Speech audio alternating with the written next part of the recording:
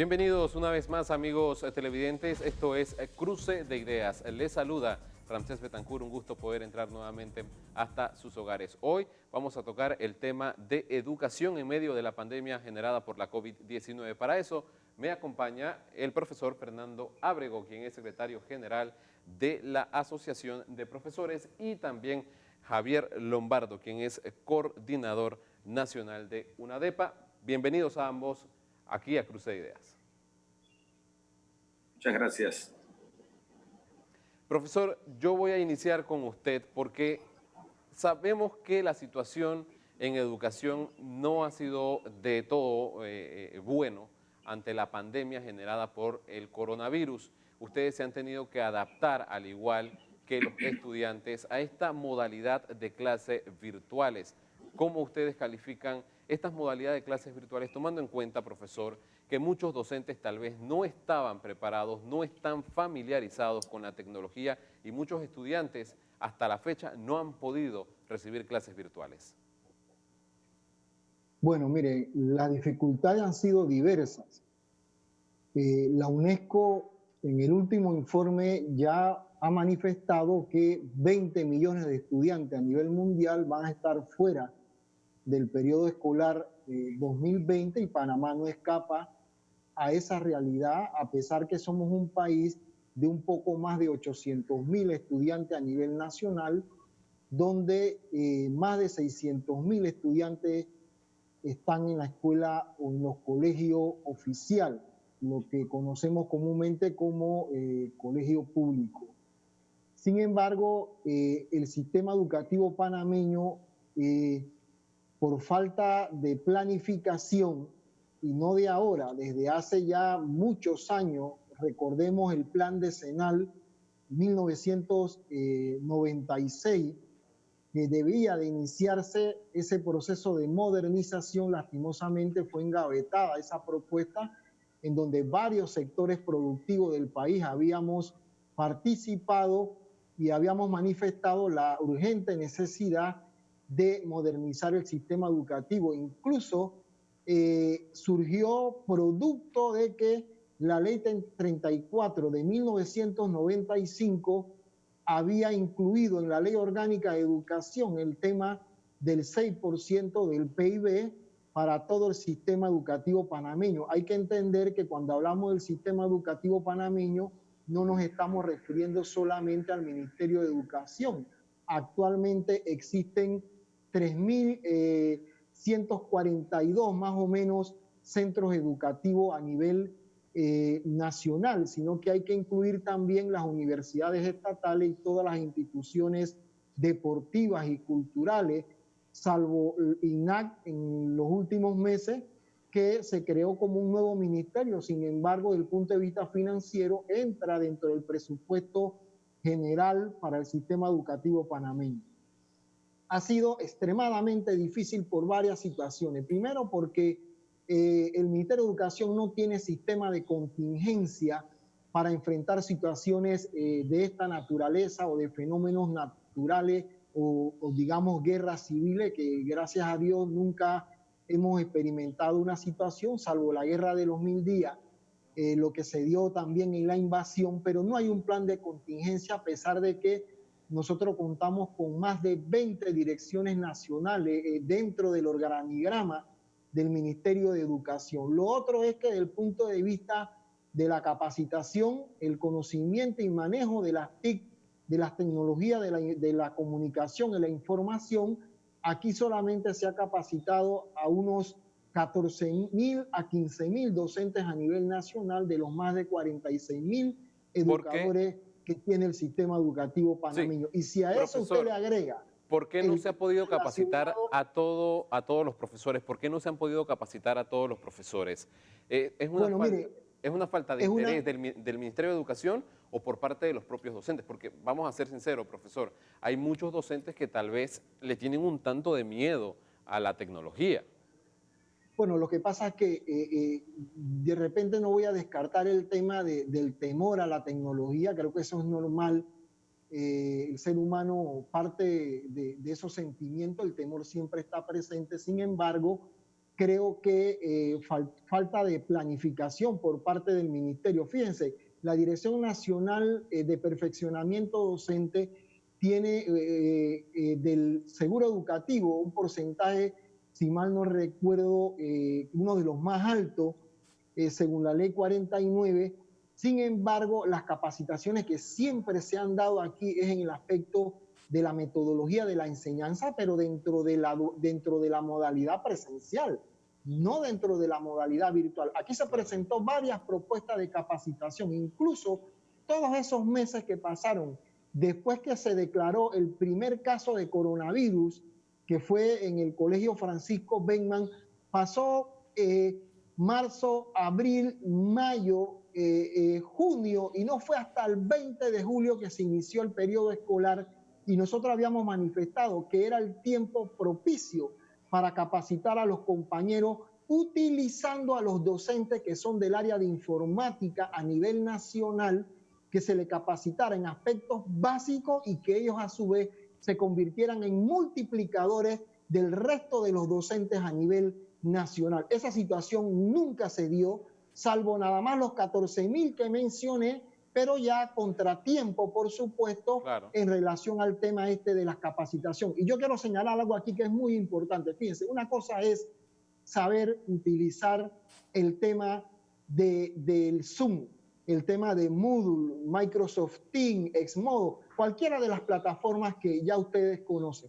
Pero otra cosa es utilizar esas plataformas en el contexto del proceso de enseñanza-aprendizaje, porque sí, en el caso particular de los entornos virtuales de aprendizaje, lo que se conoce como la JEVA, ese es otro saber muy importante, porque no se trata nada más de poder, de poder accesar o entrar a una plataforma y dar una clase o un discurso a los estudiantes, sino utilizar la plataforma que implique interactividad con los muchachos. Profesor, utilizar la plataforma que implique un proceso de evaluación coherente con los estudiantes. Y eso no es una cuestión de un día para otro. Claro, profesor, permítame incluir también al señor Javier Lombardo, porque él es coordinador nacional de UNADEPA, que representa a los colegios particulares.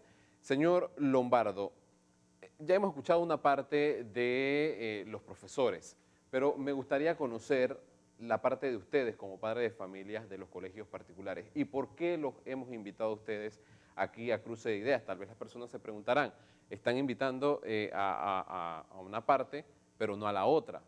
¿Por qué? Les voy a explicar ahorita por qué. Porque seguramente vamos a tener una versión por parte de los padres de familia de colegios particulares que se han mantenido, a pesar de la pandemia, desde el mes de marzo dando clases de manera virtual. Y esto me lleva a hacerle una pregunta, señor Lombardo. ¿Cómo se logra que la educación particular en el país pueda o pudo, desde el mes de marzo, mantener una educación virtual versus el sector oficial que inició clases el 20 de julio? Sí, mira, gracias Rancés por la pregunta y también profesor Ábrego por la explicación que ha dado. Hay que hacer algunas precisiones. Cuando se anunció el cierre de los colegios, ¿verdad? A causa de la suspensión, perdón, para usar el término correcto, a causa de la pandemia y que nos había alcanzado a Panamá, recordemos que primero se hizo de manera con módulos, no se hizo inmediatamente virtual. Dentro de los colegios particulares, no todos los colegios estaban preparados, igual como pasa en el sistema oficial. De esos colegios particulares, tú sabes, dentro de los colegios particulares están los colegios que son de calendario internacional. Claro. Que no tienen el mismo calendario pues, que tiene el resto de la población estudiantil, por razones varias. De esos internacionales, solo 5 aproximadamente contaban con plataformas adecuadas, como bien lo explicaba el profesor Ábrego, porque no se trata que tú tengas Zoom, o que tengas Meet, o que tengas Teams, o que tengas Moodle, no se trata de eso. Se trata que tú tienes que tener la herramienta, pero tienes que tener también la capacidad. y la capacitación para poder utilizar la herramienta para lo que tú quieres. Al inicio estábamos idénticos, o sea, se usaba todo por WhatsApp, se usaba por Merep, por Sigue Group, o sea, por todas las plataformas de comunicación, de mensajería, que es el término correcto. Después fue que cuando se comenzó a plantear que los colegios particulares iban a usar el sistema virtual de enseñanza, aún cuando no se está capacitado para eso, hay que decir eso, no se estaba capacitado. O sea, los profesores de las escuelas particulares también tuvieron que, a la brava, aprender. Y yo creo que todavía están aprendiendo. Todavía a nosotros nos llegan quejas de colegios, de padres de colegios que nos dicen, hey, a esta maestra cada rato se le cae el Zoom, no sabe cómo conectarse, no tiene la capacidad, el Meet no sabe cómo hacer, se le enredan las clases con los niños le tienen que explicar, porque los muchachos de verdad tenemos que reconocer que saben mucho más que nosotros de tecnología. Sí. Yo lo veo con mis hijos, yo tengo 4, así que conozco bastante de por lo menos de ellos, ¿verdad?, que son mucho más pilas que nosotros en este asunto. Entonces, para aterrizar a tu pregunta, yo creo que ha sido, y aquí yo tengo que reconocer que el Meduca no ha tenido la voluntad de hacer las cosas como la tenía que hacer en su momento adecuado. Es verdad que nos agarró a todos desprevenidos, es verdad que a todos nosotros no estábamos preparados, todo eso es verdad. Pero también es verdad que en el Meduca no hubo la voluntad de hacer las cosas cuando tenían que hacerse. Y es una voluntad compartida con todo lo que nosotros llamamos la comunidad educativa, donde involucra padres de familia, donde involucra docentes, directivos, autoridades, comunidad. Entonces, yo creo que la pandemia para nosotros en Panamá, a nivel educativo, ha sido un excelente termómetro para medirnos y medir varias cosas. Uno, no hay igualdad de oportunidades en la educación. No hay equidad tampoco en la educación. E incluso no hay equidad ni siquiera en el sistema oficial, dentro del sistema oficial y tampoco dentro del sistema particular. Señor Lombardo, permítame ir a una breve pausa comercial aquí en Cruce de Ideas. Yo rescato algo que usted ha señalado, para medir el tema educativo, un tema educativo que los propios docentes desde antes de la pandemia habían venido exigiendo mejor calidad de educación. Así que vamos a seguir hablando de este tema, amigos televidentes. Usted no le cambie. Recuerde que usted puede emitir su opinión a través de nuestras redes sociales, @FTV05, utilizando la etiqueta Cruce de Ideas. Vamos a la pausa y ya regresamos.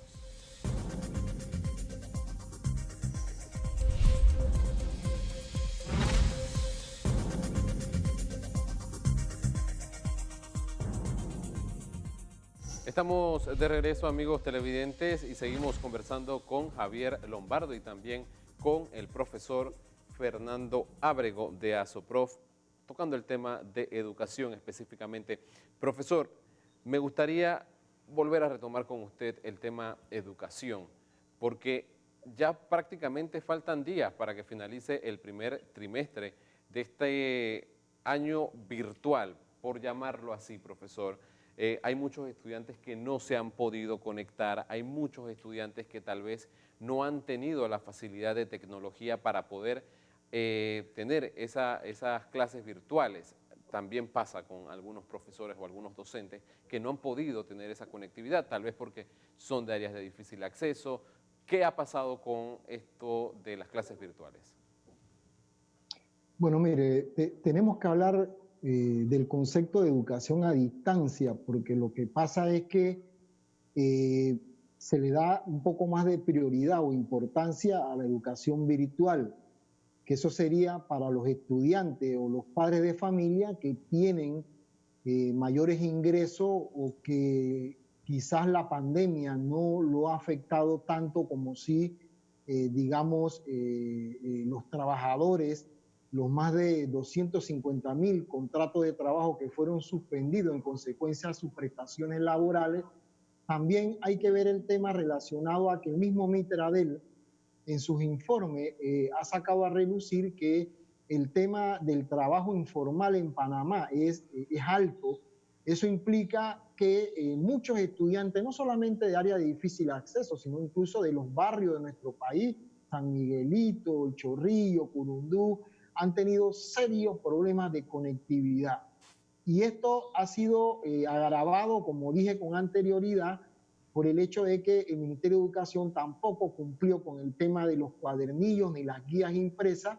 Aquí la Universidad de Panamá le ofreció al Ministerio de Educación la imprenta que ha sido modernizada por la institución universitaria y por razones que todavía desconocemos, hubo una negación por parte de la señora ministra y esas guías impresas se mandaron a hacer al Salvador y por diversas razones la entrega ha sido tardía. ¿Qué ha implicado esto?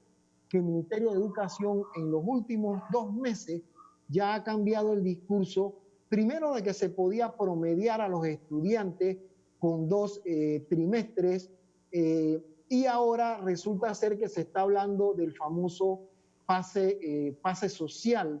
Y esto de verdad complica aún mayor la situación porque ha significado una estratificación o una clasificación de estudiantes que sí han estado conectados de una u otra manera desde el mes de marzo, tanto colegios públicos como privados, otros que iniciaron el 20 y que han tenido cierta conectividad, pero no desconocemos hasta este momento cuál es el plan de acción o la contingencia por parte del MEDUCA para atender el tema de la deserción y el índice alto de estudiantes que no han podido conectarse con sus docentes. Es más, le puedo decir algo muy rápidamente. Producto de la entrega del PASEU, que es el programa de asistencia social universal, lo que anteriormente conocíamos como beca universal, permitió que algunos estudiantes pudieran comprarse algunos dispositivos, comprar una tarjeta y tener comunicación con sus docentes. Ya prácticamente en esta semana, que es la última semana del primer trimestre, vendrá la próxima semana, que es la semana de evaluación de lo que fue el primer trimestre, y los índices son negativos realmente, y eso nos preocupa sobremanera. Por eso era que nosotros decíamos desde el inicio que los meses estos, cuando se suspendieron las clases, debieron ser de capacitación y de planificación educativa para después nosotros entonces, cuando se estudiara la posibilidad de inversión, la compra de dispositivos, internet gratuito para todas las plataformas, pero también la capacitación de estudiantes y de docentes, entráramos entonces nosotros a un proceso de enseñanza-aprendizaje que lógicamente iba a ser fusionado con el 2021, digamos con 15 o 20 días de descanso y darle continuidad al proceso educativo. Eso lo planteamos nosotros los docentes, pero el Ministerio de Educación prefirió irse por lo que ahora mismo nosotros estamos viendo, que es el tema de culminar 2020 en diciembre, enero, una semana de descanso obligatorio y iniciar a mediados de febrero, teniendo presente que ojalá se den las capacitaciones necesarias que hacen falta al 60% de los docentes a nivel nacional.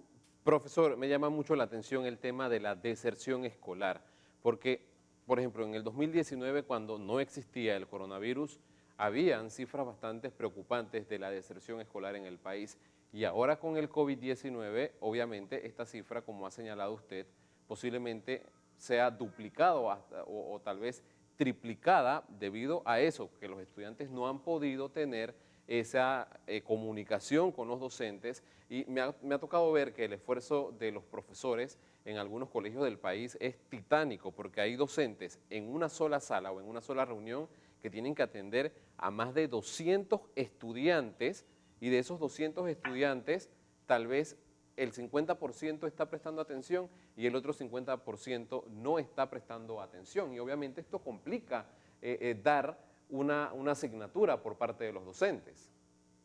Mira, el tema de la deserción, si usted ve las cifras 2017, 2018 y 2019, oscila entre 11.000 a 13.000 estudiantes que desertan del sistema educativo panameño, a pesar que somos uno de los países que tenemos o teníamos un crecimiento económico prácticamente sostenido. Y eso con el tema del coronavirus se ha venido a profundizar. Nosotros no conocemos el plan de contingencia del Ministerio de Educación para atender a esa población, porque recordemos que el tema de educación es un derecho humano. ¿Y qué resulta? Que con este tema de la pandemia y de la educación a distancia, no solamente se ha profundizado el tema de la inequidad y el tema de las desigualdades sociales y también de carácter educativo, sino que precisamente en el contexto de la pandemia, el Ministerio de Educación, en vez de invertir más en educación, tal cual como lo establece el artículo 266 de la Ley Orgánica de Educación, lo que ha hecho es unas políticas públicas paliativas que no han venido a satisfacer las necesidades de los estudiantes vulnerables. Y fíjense, claro, este tema de la educación a distancia, yo quiero manifestar que en el caso del primer nivel de enseñanza, que es desde la inicial a 9º grado, lo que se conoce como educación básica general, el tema se complica y se profundiza aún más porque tenemos niñas y niños de primer grado, segundo grado, que necesitan el apoyo casi directo del maestro, sí, directo del profesor. Y el aula de clase se ha trasladado a los hogares de miles de panameños y panameñas que no tienen conocimiento, claro, sobre cómo enseñarle a un estudiante de esa edad escolar saber aprender a escribir, aprender a leer. Es decir, que ha sido el sector más vulnerado en este proceso de la educación a distancia. Lógicamente, el tema del aprendizaje autónomo quizás se puede ver un poco en los estudiantes, sí, digamos, de la media, cuarto, quinto y sexto año, que ya tienen un recorrido, ya tienen una experiencia en el proceso de enseñanza. Claro, hay una adaptación. Manejan un poco más el tema de las redes y quizás ellos pueden defenderse más. Pero en el caso del primer nivel de enseñanza, esta situación es preocupante y el Ministerio de Educación no tiene data de la situación que se está generando en estos momentos en todo este proceso. Señor Javier Lombardo, voy con usted porque seguramente los padres de familia de escuelas particulares, hay siempre una balanza en todo este tema de educación. Los padres de familia de las escuelas oficiales tal vez no hayan tenido la preocupación de pagar una educación en medio de la pandemia, porque estuvieron básicamente varios meses suspendidas las clases hasta el 20 de julio. Pero las escuelas particulares, en su gran mayoría, por decirlo así, estuvieron dando clases, pero también una gran mayoría de los padres de familia estuvieron con el contrato suspendido y hasta la fecha de hoy se mantienen con contrato suspendido, tal vez otros fueron despedidos, otros con reducción de salario, y esto de una u otra forma afecta la educación de los estudiantes. Señor Lombardo, la pregunta concreta es la siguiente: ¿qué se ha podido hacer en este tema del pago de las matrículas en las escuelas particulares? Y mira, Rancés, retomando un poco lo que decía el profesor Ábrego en cuanto a la capacidad económica que de repente en el sector particular los padres podamos tener con relación a los de los colegios oficiales. Hay veces que hay algunas cosas que se dicen en Panamá que son verdaderos cuentos de camino o mitos, como se dice. Y te lo digo ¿por qué? Porque en este andar me ha tocado hablar con muchos padres de familia, con padres de familia que tienen a sus hijos en una escuelita pequeña, allá en Pedregal, por decirte un corregimiento. Y ese padre de familia vive del día a día, sí, vive del trabajo que hace en la calle, vendiendo en los semáforos, y que hace ese gran esfuerzo por mantener a su hijo en el sistema educativo particular. Porque confía y cree más en el sistema. Como tú bien lo dices, muchos padres todavía nos mantenemos cesantes, con los contratos suspendidos, muchos padres que todavía la actividad económica, porque ya no hablamos de bloques, sino actividad económica, todavía no arrancan, muchos padres que son pequeños empresarios que tampoco han podido arrancar.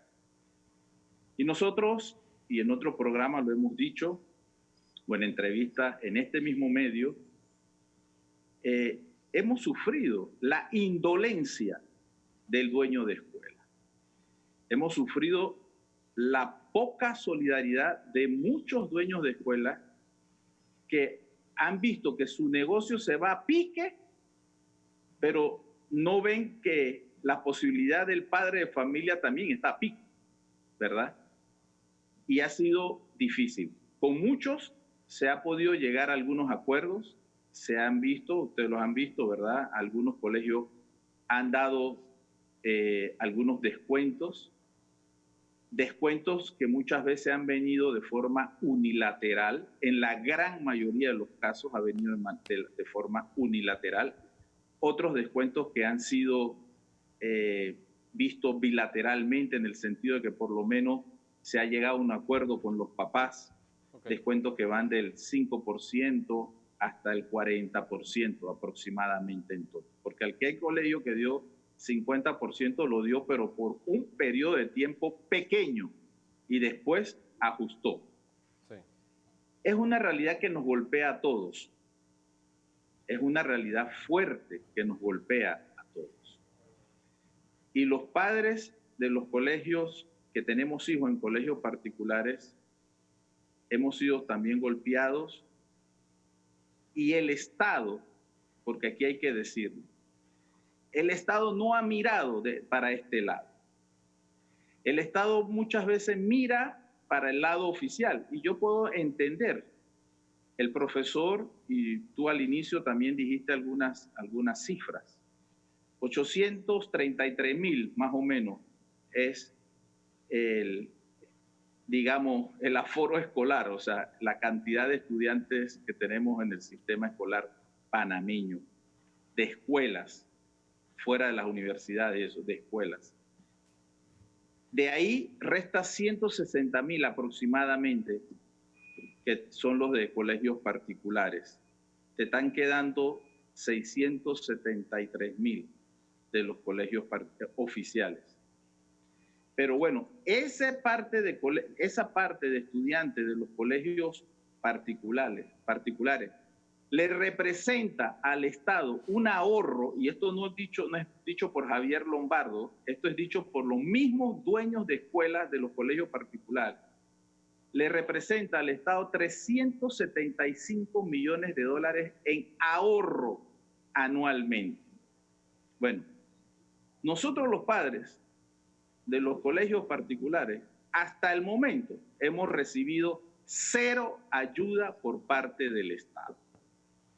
Y es ahora que habíamos estado pidiendo un auxilio económico. Ojo, este es un auxilio económico que estábamos pidiendo los padres de familia y algunos dueños de colegios, pero con la condición de que ese auxilio económico fuese directamente a amortiguar la morosidad que tenemos muchos padres de familia, porque justamente no tenemos trabajo, porque el Estado no nos deja trabajar, así de sencillo. Se me está acabando el tiempo, señor Javier Lombardo, y antes de finalizar me gustaría que cada uno me dé un mensaje a la población, porque al final es el tema educación. Siempre se habla de la educación que va a ayudar a que las personas salgan tal vez del lugar en donde viven, ayudar a la economía del país, pero al parecer la educación realmente no está siendo totalmente apoyada. Y les voy a dar a cada uno un minuto para poder que ustedes me den unas palabras de conclusión ante el tema educación en medio de la pandemia, porque se ha desdibujado de cuerpo entero que hay un sistema educativo completamente que está fracasando y que ha venido fracasando no de ahora, sino desde hace mucho tiempo atrás, porque los docentes han salido a manifestarse, los padres de familia han salido a manifestarse y parece que nadie se le pone el título a la educación de que es la estrella, de que es el camino, de que es el arbolito, pero al final no se está tomando realmente la educación como se tiene que tomar, que es una prioridad para el país y para poder que miles de panameños salgan de la situación en la que se encuentran actualmente. Profesor, un minuto, con usted inicio.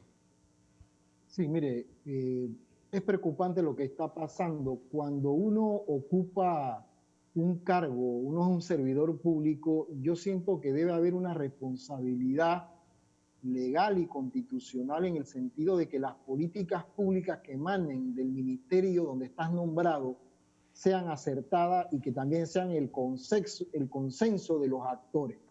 Esto es importante tenerlo claro por el hecho de que en el Ministerio de Educación durante todas estas décadas ha venido lo que ha estado pasando producto de la falta de políticas públicas coherentes con las necesidades del sistema educativo. Y esto es lamentable y en ese sentido nosotros como magisterio hemos venido aportando propuestas y casualmente nosotros presentamos 4 propuestas para el tema de la conectividad, el tema de las capacitaciones, es decir, cómo hacerle frente de manera transitoria a esta situación de emergencia social para que ningún estudiante se vea afectado. Todos tenemos que poner nuestro granito de arena, tenemos eso muy claro, pero hay quienes tienen en sus manos una mayor responsabilidad en función del cargo que tienen. Y en ese sentido nosotros creemos que todavía estamos a tiempo para incluir a todos nuestros estudiantes en este proceso educativo. La educación es un derecho humano y yo creo que nosotros no podemos vulnerar ese derecho. En consecuencia, consideramos que todavía tenemos tiempo de corregir alguna situación en materia de inversión, en materia de metodología, de equipamiento y el derecho también al Internet, que ya las Naciones Unidas ha dicho que el Internet es un derecho humano. Señor Javier Lombardo, su conclusión. Un minuto. Sí, yo te quiero decir algo, Ramsés, y a todos los televidentes del programa. Un dirigente una vez me dice, mira Javier, un país donde tú aseguras la educación y la salud es un país donde siempre va a vivir en paz. Y yo creo que eso es una advertencia que nosotros tenemos que tener y que estamos viendo que en este momento se nos está escapando, como tú bien lo dijiste, de las manos.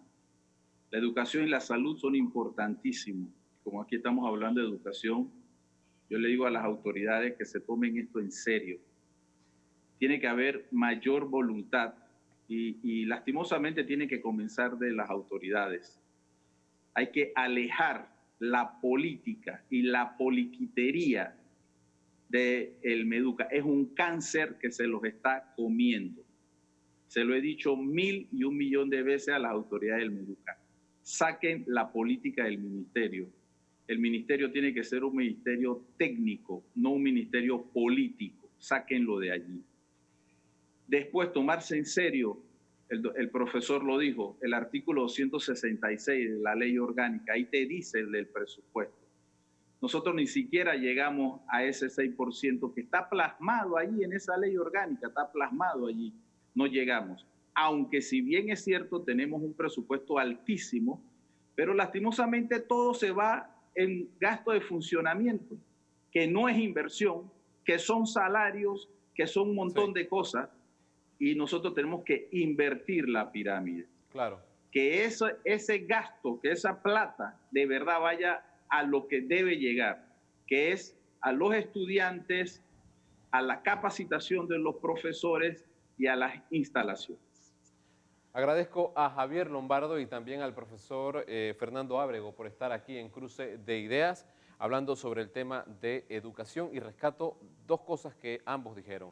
Sacar la politiquería de la educación y que la educación es cuestión de todos, porque si no ponemos de nuestra parte todos, vamos a tener un sistema educativo obsoleto, un sistema educativo mediocre y que al final, amigo televidente, nos va a perjudicar no solo a los profesores ni a los padres de familia, nos va a perjudicar absolutamente a todos. Así que esto ha sido todo por hoy. Nos vemos en la próxima.